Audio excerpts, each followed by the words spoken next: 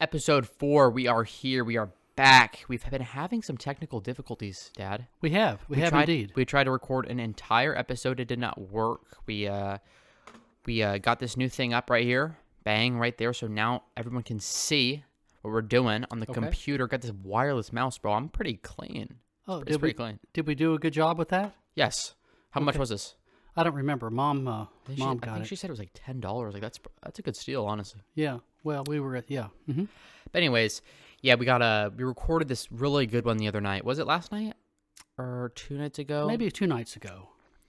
Anyways, you got Dad's reaction to just the funniest thing, Dad, about John Cena saying Bing Shilling. If you know what it is, you know what it is. If you don't, I'm sorry. But yeah, and then it just got corrupted, or I tried to play the video, immediately turned off. The entire rest of the episode was just off. So yeah, we realized that the whole thing was for naught. Nothing was recorded. Oh, it sucks. Yeah, people have had that experience with other mediums, like in the recording studio when they finish a song. I've read about a band or two that finishes it and goes, "Man, that was awesome," only to find out the tape wasn't running or something. That sucks. It's life, man. It's life. Yeah, no, and I feel like it made me better because it made me create the better slide and mess with all the tunings and stuff. So I feel good about it. Okay. But anyways, we got some new things to talk about. Now that we have that thing to set up, I can actually show the audience what they want to see. Oh, okay. So, have you heard of the recent thing in the news about Jeffrey Epstein? How he was talking to the guy who one of the jail guys who was there, and he said that he didn't want to kill himself. Okay. And then the next day he killed himself. Okay. No, I didn't hear about that. So I don't really know that much about Jeffrey Epstein. I know that he was crazy, had an island. Am I right? Yeah. Did he actually own an island? Yeah. Okay, now give me some more context about this guy, if you know. Well, from what I've read from popular media, no one who's come forward really has an understanding of where he got his money. No one knows where. No. I've heard no one say this is where he got his money. We were in partnership. We invested all this money in the internet. Nothing like that. So there's a lot of suspicion about who gave this guy the money. Where did the money come from? There's a great assumption that it's money that is wanted to be kept hidden or is illegal money on some level. But be that as it may, the guy had some really strong desires sexually, apparently, and he basically serviced those. And his money allowed him to find this gal and hire this gal, supposedly. She's being tried right now. Oh, really? Yeah. Who supposedly helped him lure or reel in or somehow get on the payroll young girls, underage girls. Well, I don't know, like underage girls, under 21 types. Under 18? Well, I think so. I thought so, too. I thought one of them said he was 14 years old. That's fucking nuts. Well, yeah. But I don't think they all were of one age. It wasn't like he went out looking for 15-year-olds. I think he had a whole stable of these girls. Stable. Okay. Yeah. Okay. Yeah. That this woman, her last name's Maxwell, had somehow rounded up or enticed to go to work in his various places. He had an sort of an east side mansion in New York City, and then of course he had this island, and who knows. But anyway, the girls would go there, and then his clients or his pals or his buddies, the guys maybe these are the guys that paid him money, I don't know. And they included the very wealthy and the very well known. Would go there, and these girls would have sex with them. And then those guys would go away, and then other guys would come, and it was a little bit like a fantasy island brothel. That's how I've been interpreted it. But what really has gone south for a lot of guys is some of these high-profile guys have been found out, and so some of them have been facing charges, and so. That's really all I really know about it, just that there's also allusion to the fact that maybe this is where one of the Queen's, relatives the Queen of England? Yeah. Huh. Yeah. She did what now? No, she didn't do anything. Oh. But one of her relatives, I can't remember if it's her son or her nephew. Oh, or one of the guys went there. Yeah. Supposedly. Yeah. Yeah, and I don't That want we to. I don't want to. I don't want say to that he slander did. anybody, but something like that. And then there's other high-profile people that have been mentioned, but he was one of those guys that you'd want to silence. If you were this powerful and had this much money, and you knew there was a record of you visiting the island, but you're a married guy with businesses and all this, Yeah. You'd want to kill him or something. you might have him killed. Yeah, Uh-huh. because he could bring down your whole world. So I think, and here's the real deal. I know this is totally not supported by fact, but one of the other threads that I read about was it's entirely possible that our former president's wife may have been a friend of or involved with Melania Trump. Yeah. And so it's possible he met her there or through there. I don't mean at the island. I just mean through the contact, a party. And this is also another little like, you could cue the music, the mystery music. But I'm not saying that happened. Yeah, you don't know that for fact. I don't know that at all. Yeah. I'm just telling you, ask me who the guy is. This is some of the stuff that swirls around out there. I don't know this. Yeah. I'm not And not no saying one this does is real. know this, yeah. No. No, unless you were there. But when you talk about a guy getting killed or killing himself, it's got to be pretty serious stuff. Yeah, well, this is the thing, I think. He could either be, like, saying, I don't want to kill myself, I don't want to kill myself, and he's crazy, and he does want to kill himself, or he's so delusional that he just says that to, like, make all these other motherfuckers, like, in the bad spotlight. Yeah. Or he was just actually killed. Well, one thing that coming from my generation, and this is sort of about our different generations, the big one like this for me was Jack Ruby. I have no clue who that is. Yeah. Well, so he was in a Dallas jail, and he had shot Lee Harvey Oswald, who killed President Kennedy in 1963. Lee Harvey Oswald shot him, supposedly. And just a few days later, when they were transferring Oswald from the Dallas jail to another jail, this buddy of the cops who had a downtown bar or two named Jack Ruby came in, shot Lee Harvey Oswald. I saw it live on television. Really? I was a young boy. I was watching television. I saw it live, not like rebroadcast or anything. I was alone in the room. My mom was cooking dinner. I remember So it very you were the well. only one in the house who saw it? Yes. That's crazy. And when he died and they took Jack Ruby to jail, and he was just a little while later, I don't know if it was weeks or a month, but a little while later, Jack Ruby died in Dallas jail. Okay? What? Yeah, but at that time, there was all this stuff swirling about who hired Ruby, who's behind this death of Kennedy, death of Oswald. It kept bumping through this system of possible candidates. And then he died. So it was a big mystery. And was did he really, killed? Or did he really die? Or? Well, they say he died of cancer. Huh. So, but again, it's a mystery because some doctor that was never really recorded went there to the cell a day or two before, supposedly gave him a shot. Different things. So all I'm saying, I'm not trying to get into the whole Kennedy deal, although I know quite a bit about it growing up in really Dallas. Interesting to talk about. Yeah.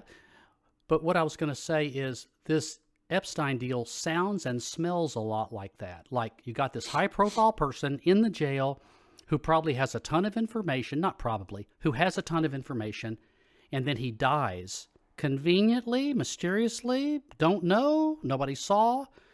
And so to me, it's super suspicious, and he seems like the kind of guy that, from what a little I've seen of him being interviewed, he wouldn't have taken his own life. That's just what it seems to me. I'm just an armchair quarterback on that one. Yeah. But he doesn't seem like the kind of guy that would have done that. Seems like he was the kind of guy that would have had so many powerful friends, so much wealth, that he could have hired the best and brightest to get him out of it.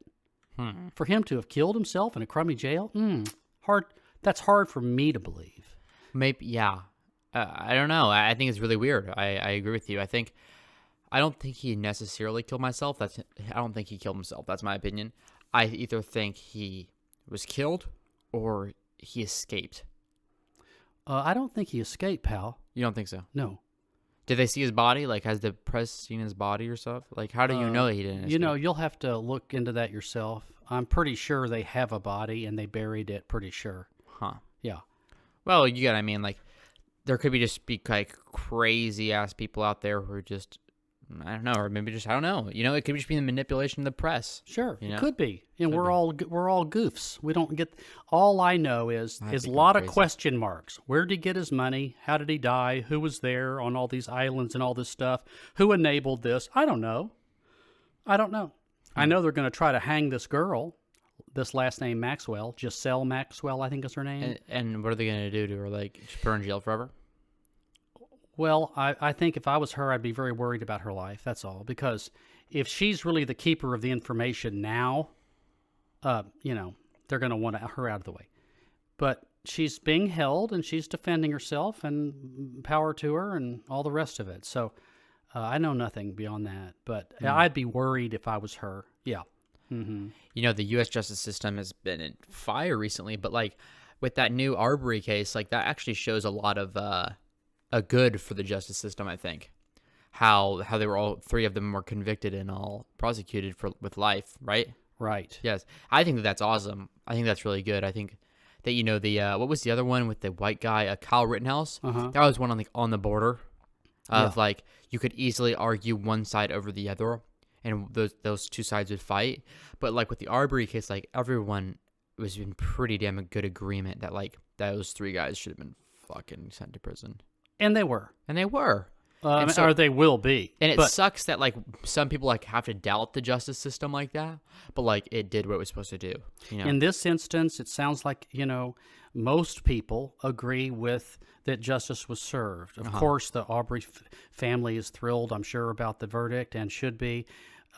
Whereas the guys that were put down, I'm sure their families feel like, hey, they didn't do anything wrong type of deal. But I think most of America felt like justice was served. And I don't really believe the jury had much of a choice on this one. Oh fuck! It's common sense. Well, the whole defense being based on self-defense, he was going to grab the gun, And then he and so I shot him. and there was a video with it too. No, it didn't. Well, see, that's a big backfire for that Roddy guy to have even filmed it and then to have released it. Yes. It put him down too. But what I was going to say is, the whole self-defense thing, or didn't hold up, and then this whole citizen's arrest deal. Oh, that's bullshit. Well, I believe a citizen's arrest may be something a person could hang their hat on or defend themselves, and you and I may be getting that situation someday where something bad happens in front of us, and we got to tackle the guy or gal and hold them for the cops. And you go, wow, you're not a cop. What'd you do? It's like, well, I saw the crime, and I'm just a citizen, and I'm doing the best I can. You know, I'm not wearing a badge, but I saw wrong done, and I'm trying to restrain this fella. I get that. But in this instance, a guy running down the street, not carrying stolen tools or guns, or a guy jogging down the street, there is no crime. No. This is why this whole thing just fell apart like a house of cards, because it's like citizen's arrest doing what? Oh, he didn't stop for me when I said stop. That's not a crime. You don't have to stop. For He anything. didn't do what I told him to while I'm pointing a gun at him. That's not a crime either.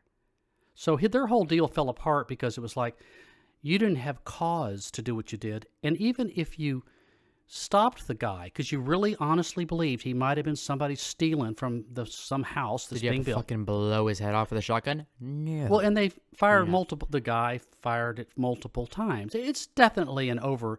I didn't hear that. Oh, but yeah. Okay. It's an over. It's going overboard. That's all. But It's extreme anyway, overboard. hey, this is an instance that you'll be able to remember as a young fellow, and I'll be able to remember as, okay, this is one on the other side of the teeter-totter. So often it seems like things go the way you don't want them to go. Yes. And every once in a while it goes the way you think, hey, that's how it probably should have gone. Yeah. So just remember, in this instance, it kind of went that way. Yeah, no, that's what I was saying. I said a week ago before the Kyle Rittenhouse thing was the jury like came to a concession on or whatever it's called. They Conclusion, said yeah. conclusion, guilty or not. I told you and Mom, I said Kyle Rittenhouse is going to be found not guilty, and Arbery is going to be found guilty, because the thing is with Kyle Rittenhouse, you could totally argue that point. Like everybody had their guns out. It's so easy to say, "Yo, I was scared. Like he was raising his gun at me." Blah blah blah. If Kyle Rittenhouse did get life in jail or anything, it wouldn't have been for the. How many people did he kill? 2? Yeah. And then, did he kill the guy with the gun, or did he kill the guy without the gun, or did he kill the guy with the gun? I mean, you know how he shot the guy who didn't have a gun? Yeah. Did he kill that guy or did he not kill that guy? I'm sorry, I don't remember. I don't remember either. But anyways, that's the one in which he could have been prosecuted for. Because the other two that came at him, the one with the gun and then the one with the skateboard, Yeah. those are easily defendable by just saying, I was nervous for my life. Like, I didn't mean to kill these people, which he said, but he had to, and then that's why he got off. With the Ahmaud Arbery one, dude, like, that's just... It's an unarmed man running down the street, okay? And it's three white guys in their truck aiming a gun at him. Dude, it doesn't matter what color I am. I'm not staying there, bro. Like, come on now. Anyway, so, I just find it to be very ironic that the guy who filmed it or videotaped it with his camera is the reason we even, A, know about it, and B, they were convicted. And now he's convicted too. I mean...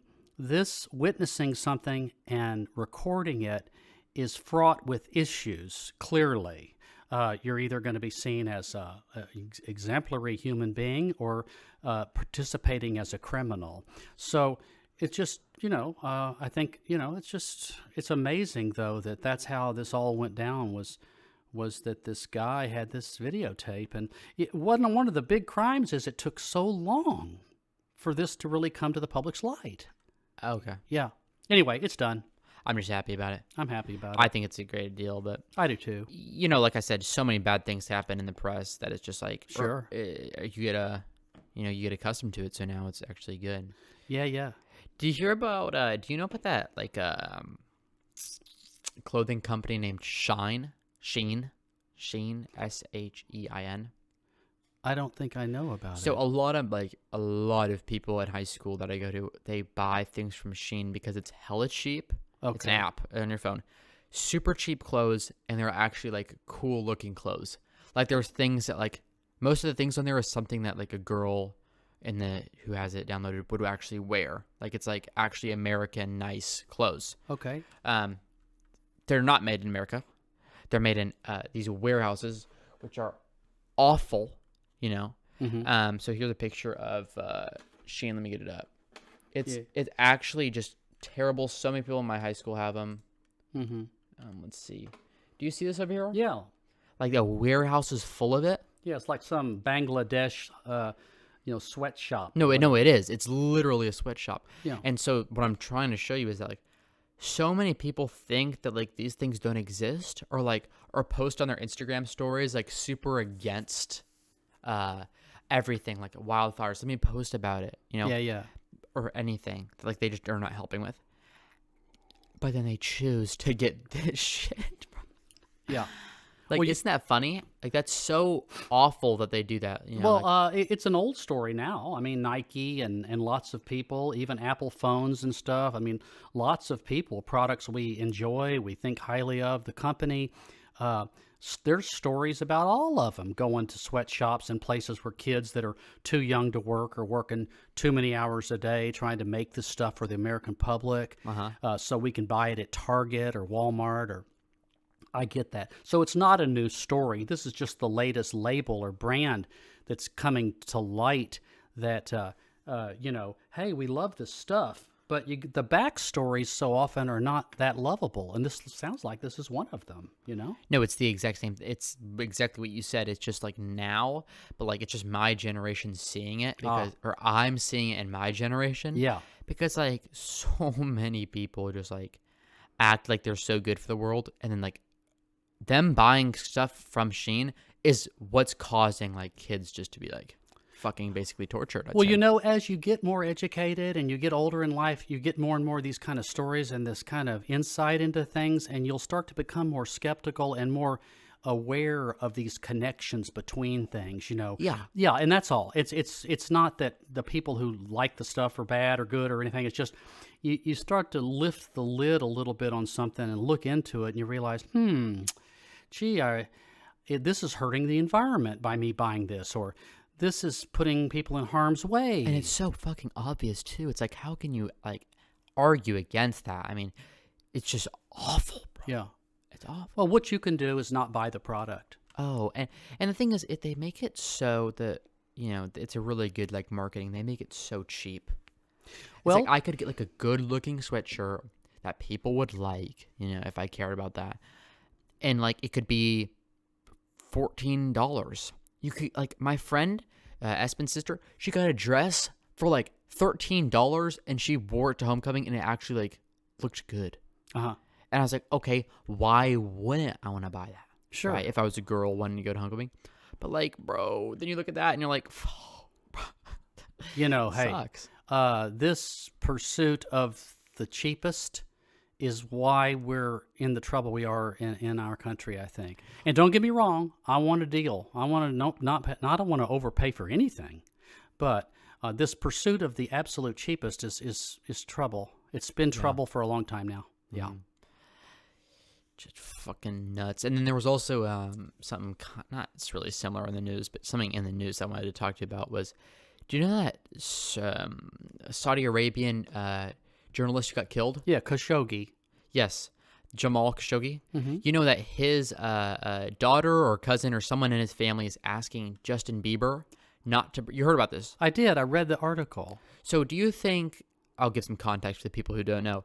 So basically, Justin Bieber was asked by what's the guy's name? Khashoggi's sister, I think. Yes, I think it was his sister, to not perform in Saudi Arabia. For the Formula One racing thing. Yeah, some big event. And so, is it wrong or is it not wrong? Or what's your opinion on, if you were Justin Bieber, what would you do in this instance? Ooh. Well, honestly, I mean, that's not as easy. It should be an easy question. Yeah. But I know this much. I can't please people with the decisions I make, whether it's Britt Brown or Justin Bieber or Tom Jones. I don't care. You just cannot pull the levers enough for enough people to say that's the right choice. I think the sister or the member of the family that told Justin Bieber, hey, listen, as a protest, I don't think you should do this show. I think she's completely right. Yes, me too. But on the other hand, a Justin Bieber type, he only has so many years to make so much money as an entertainer. And I get the fact that they may be paying him a bunch of money, and it may be that, no, this is a big deal for me. So I can see how from his side it might be, not sure. I feel the same way. I think her saying that is not bad. That's good to say that. But also, if Justin performs or if he doesn't perform, that's just his choice, and you got to respect that. I think it's his choice, too, and he'll have to live with it. But I don't think he should be ostracized or hung upside down because he decides to play the show. I think it's his call. It's his call. I know this. Nobody's asking me to perform for money.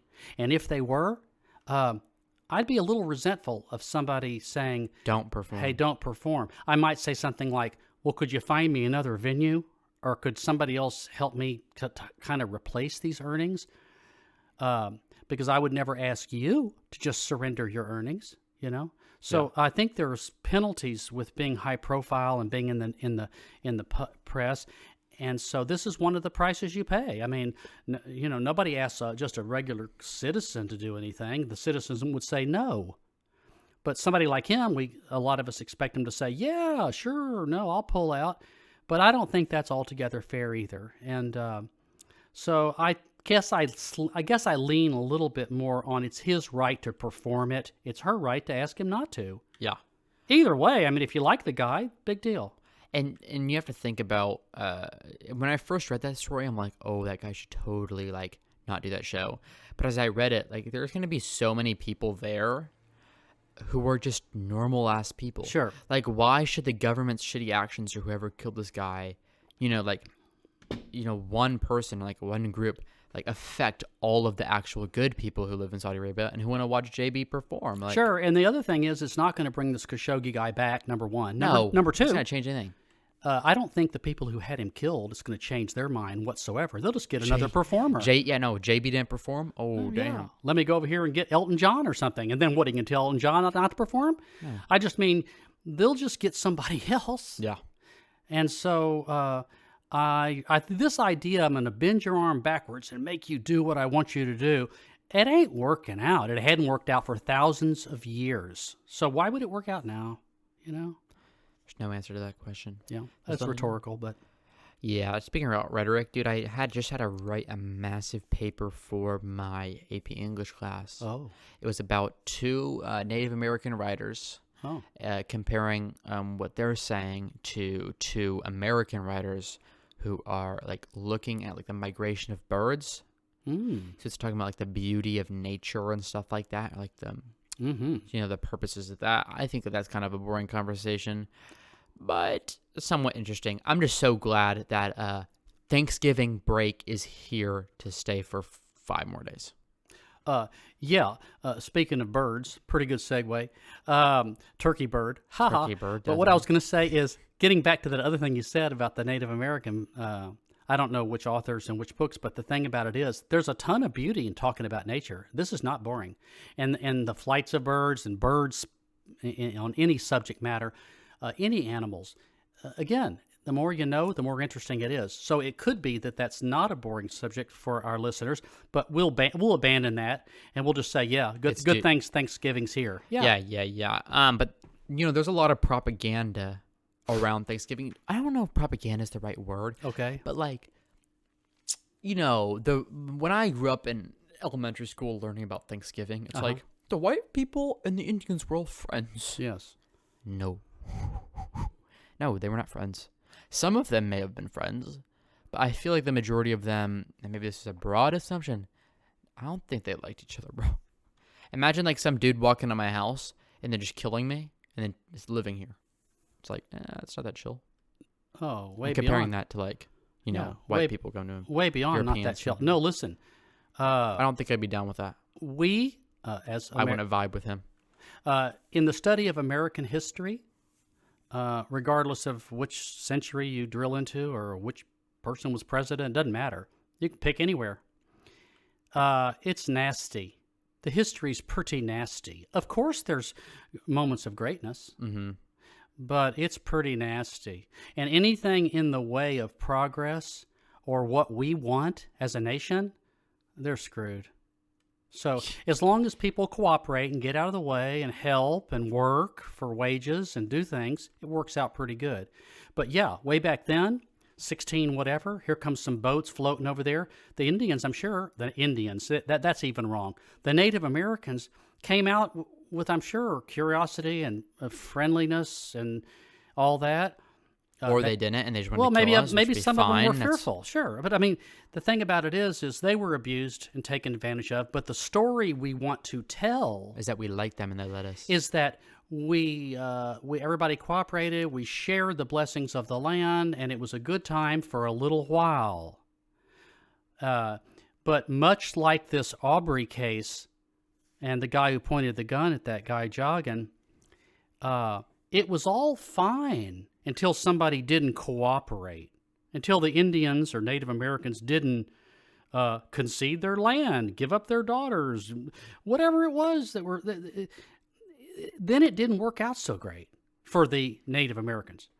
But the story that's been told and why it's been told, and we continue to dodge the truth, is it's an enigma to me. But no, Thanksgiving is a phony deal. Okay, but you can in your heart be thankful for the good things, and that's completely a good reason to get together and cook and share family and be thankful. But if you're going to lay it on top of this mythology about Plymouth Rock or whatever, I think you're on kind of shaky ground there.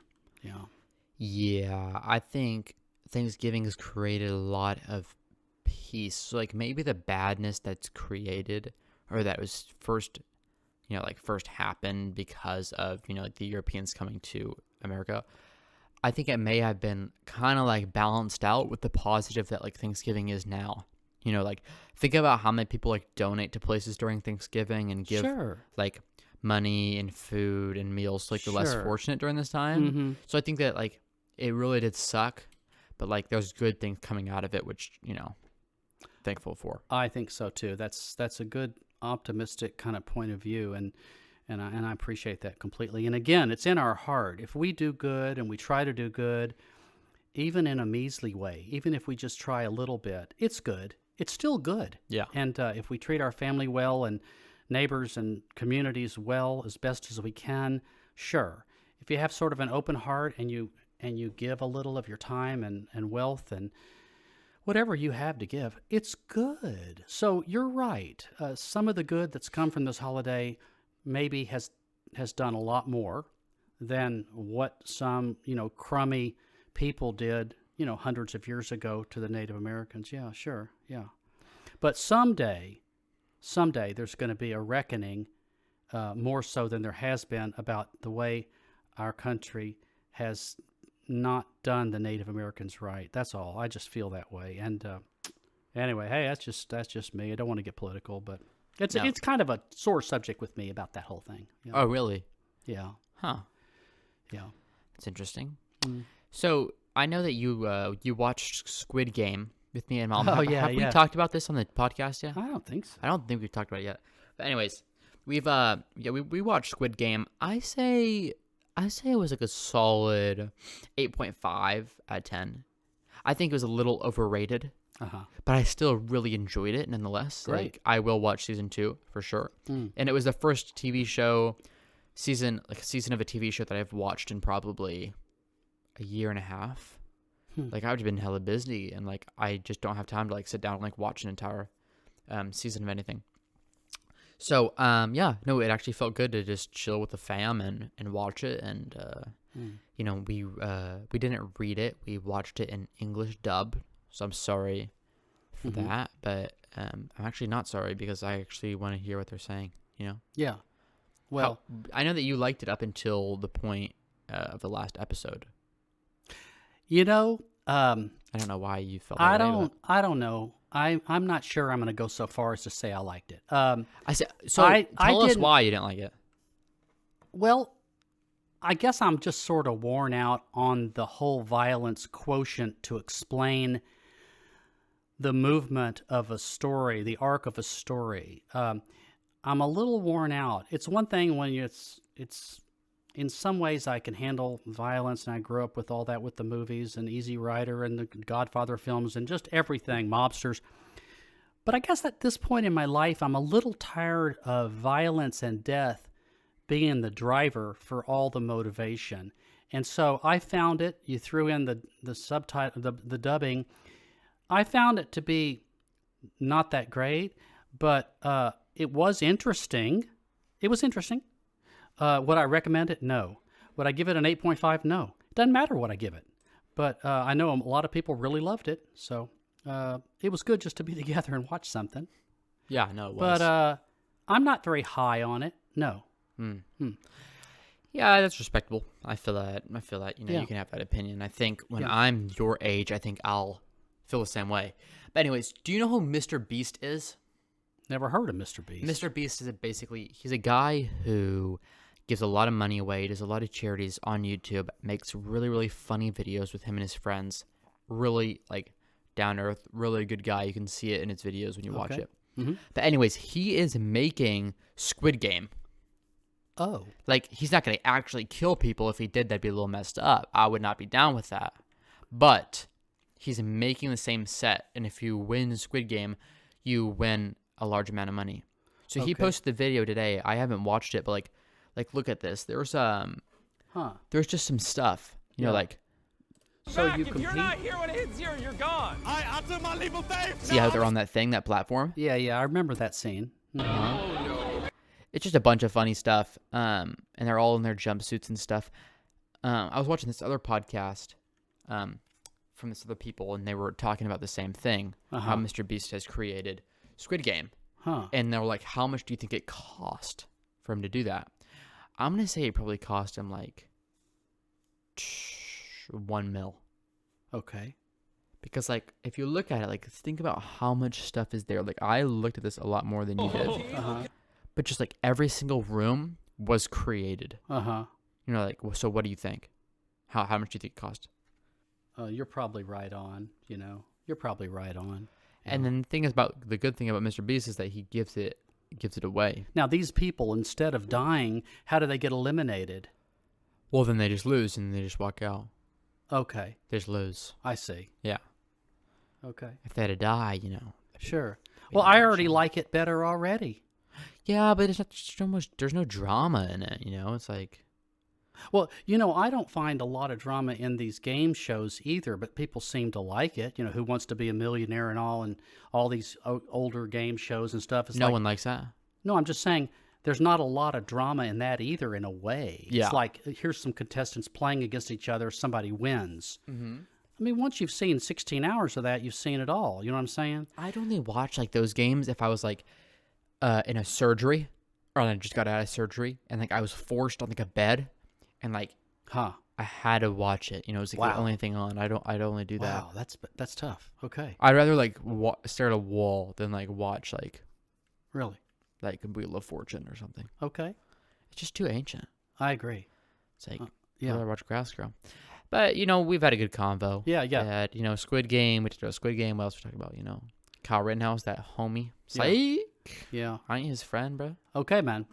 Next time. Next time, dude. We got this all set up. And look at this guy smile, man. Yeah. Hey, all you at home, you better give me a Hey, smile. what it is.